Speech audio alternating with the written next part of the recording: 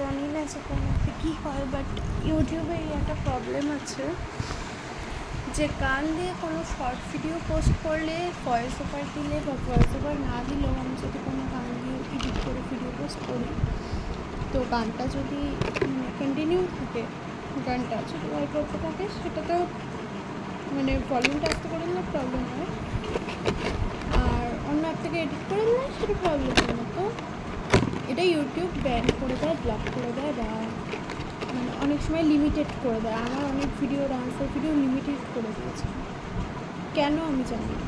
অন্য কোনো অ্যাপে কী হবে জানি না, আমি অন্য অ্যাপে গান দিয়ে পোস্ট করছি, তো ইউটিউবে সেটা সম্ভব হলো না।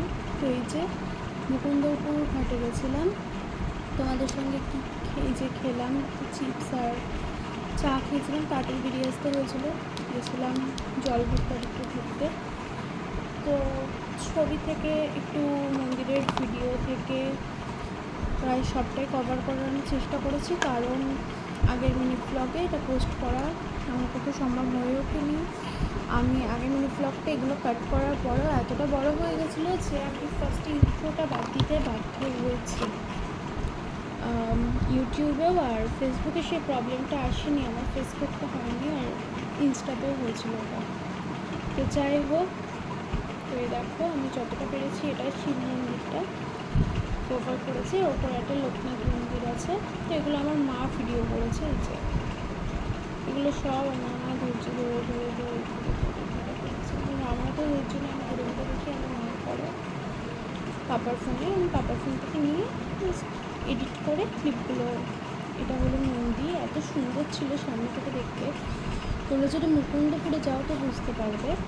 তো এডিট করে করে আমি দিয়েছি। তো এটা হলো এই যে ওপরে, এটা লোকনাথ মন্দির,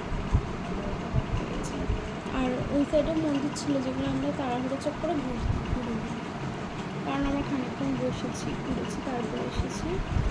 তো এই যে আমি আবার নেক্সট এডিট করছি, এখন বাজে 11:30। আমি শিডিউল করে আমি ভাগ্যিস দেখলাম, তো দেখছি করে দেওয়া হয়েছে। দেখা হবে নেক্সট মিনিট ব্লগে। আজকের মতো সবাইকে টাটা।